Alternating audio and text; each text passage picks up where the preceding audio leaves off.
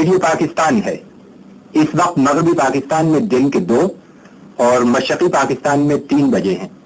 چند لمحے بعد صدر پاکستان فیلڈ مارشل محمد ایوب خان قوم سے خطاب فرمائیں گے۔ خواتین و حضرات، صدر محترم۔ میرے عزیز ہم وطنوں، السلام علیکم۔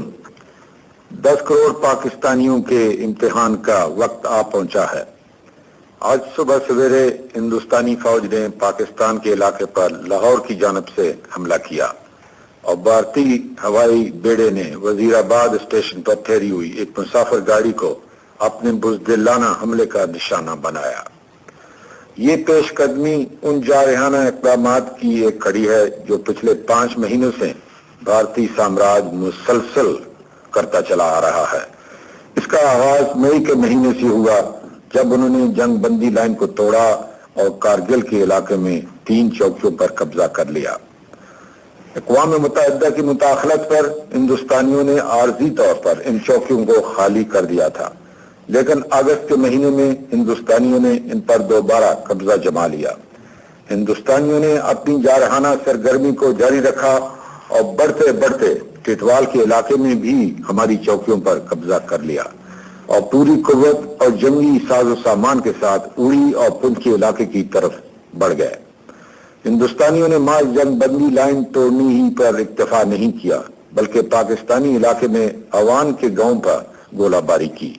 اس قدر اشتعال انگیزی کے باوجود ہم نے جس ضبط و تحمل سے کام لیا اسے ہندوستانیوں نے غلط سمجھا۔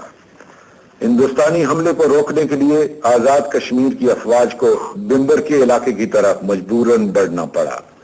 ہندوستان نے اپنے ہوائی بیڑے کو بھی اس جنگ میں بے دریغ دھکیل دیا اور اس طرح حالات کو اور زیادہ خطرناک بنا دیا۔ اس وقت تک تمام دنیا پر ظاہر ہو گیا تھا کہ کشمیر میں ہندوستانی جارحیت کا اصل مقصد پاکستان پر حملہ کرنا ہے۔ آج انہوں نے اس کا آخری ثبوت بھی دے دیا ہے اور اپنے ان ناپاک ارادوں کا برہم کھول دیا ہے جو شروع ہی سے پاکستان کے خلاف ان کے دلوں میں پرورش پا رہے تھے۔ بھارتی حکمران شروع سے پاکستان کی وجود سے نفرت کرتے رہے ہیں اور مسلمانوں کی علیحدہ آزاد مملکت کو انہوں نے کبھی دل سے تسلیم ہی نہیں کیا۔ پچھلے 18 برس سے وہ پاکستان کے خلاف جنگی تیاریاں کرتے رہے ہیں۔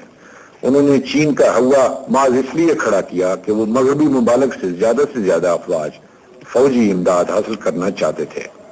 ہمارے بعض دوستوں کو بھارتی حکمرانوں کی ذہنیت کا علم نہ تھا اور وہ ان کی اس دھوکے میں آ گئے کہ شاید ہندوستان پوری طرح مسلح ہو جانے کے بعد چین سے جنگ کرنے کے قابل ہو جائے گا۔ ہم شروع ہی سے یہ جان گئے تھے کہ یہ ہتھیار ہمارے خلاف استعمال ہوں گے۔ وقت نے اسے سچ ثابت کر دکھایا ہے۔ اب جبکہ ہندوستانی حکمرانوں نے اپنی روایتی منافقت اور بزدلی سے کام لیتے ہوئے باقاعدہ اعلان جنگ کے لیے بغیر اپنی فوجوں کو پاکستان کی مقدس سرزمین پر حملہ کرنے کا حکم دے دیا ہے، تو ہمارے لیے صرف ایک ہی راستہ رہ گیا ہے، اور وہ یہ کہ ہم ان کے حملے کا ایسا منہ توڑ جواب دیں کہ ہندوستانی حکمرانوں کے ناپاک سامراجی منصوبوں کا خاتمہ ہو جائے۔ ہندوستانیوں نے لاہور کے دلیر اور بہادر لوگوں کو سب سے پہلے للکارا ہے۔ تاریخ میں لاہور کے دلیروں کا نام ہمیشہ زندہ رہے گا کہ انہی کے ہاتھوں دشمن کا ہمیشہ کے لیے خاتمہ بھی ہوا۔ پاکستان کے 10 کروڑ عوام جن کے دل کی دھڑکن میں لا الہ الا اللہ محمد رسول اللہ کی صدا گونج رہی ہے، اس وقت تک چین سے نہیں بیٹھیں گے جب تک دشمن کی توپیں ہمیشہ کے لیے خاموش نہ ہو جائیں۔ ہندوستانی حکمران شاید ابھی نہیں جانتے کہ انہوں نے کس قوم کو للکارا ہے۔ ہمارے دلوں میں ایمان اور یقین محکم ہے اور ہمیں یہ معلوم ہے کہ ہم سچائی کی جنگ لڑ رہے ہیں۔ ہم پورے اتحاد اور عزم کے ساتھ دشمن کا مقابلہ کریں گے۔ اللہ تعالیٰ کا واضح ارشاد ہے کہ فتح ہمیشہ سچ کی ہوتی ہے۔ ملک میں آج ہنگامی صورتحال کا اعلان کر دیا گیا ہے۔ جنگ شروع ہو چکی ہے۔ دشمن کو فنا کرنے کے لیے ہمارے بہادر فوجیوں کی پیش قدمی جاری ہے۔ اللہ تعالیٰ نے پاکستان کی مسلح فوجوں کو اپنے جوہر دکھانے کا موقع عطا کیا ہے۔ ان کا جذبہ فداکاری اور آئینی عزم ہمیشہ ان کے ساتھ رہا ہے۔ ہماری فوجیں دشمن کو ختم کرنے میں انشاءاللہ کامیاب ہوں گی۔ حکومت پاکستان اس صورتحال کے مقابلے کے لیے پوری طرح تیار ہے اور تمام ذرائع اس کے لیے استعمال کیے جائیں گے۔ حملہ آور کے مقابلے کی اس جد و جہد میں ہمیں یقیناً ان تمام ممالک کی ہمدردی اور حمایت حاصل ہوگی جو امن اور آزادی پر یقین رکھتے ہیں۔ ہم اقوام متحدہ کی چارٹر کے 7ویں باب کے مطابق اپنی انفرادی اور اجتماعی مدافعت کے حق کو استعمال کر رہے ہیں۔ میرے عزیز ہم وطنوں، اس آزمائش کی گھڑی میں آپ کو مکمل طور پر پرسکون اور متحد رہنا چاہیے۔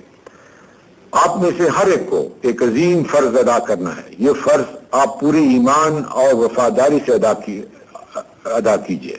اللہ تعالیٰ جو رحیم و کریم ہے آپ کو ضرور کامیابی بخشے گا۔ حق و انصاف کے لیے لڑنے والوں کو کبھی ناکامی نہیں ہوئی۔ جس فتنہ نے ہماری سرحدوں پر سر اٹھایا ہے وہ انشاءاللہ تباہ ہو کر رہے گا۔ میرے ہم وطنوں، آگے بڑھو اور دشمن کا مقابلہ کرو۔ خدا تمہارا حامی و ناصر ہو۔ آمین۔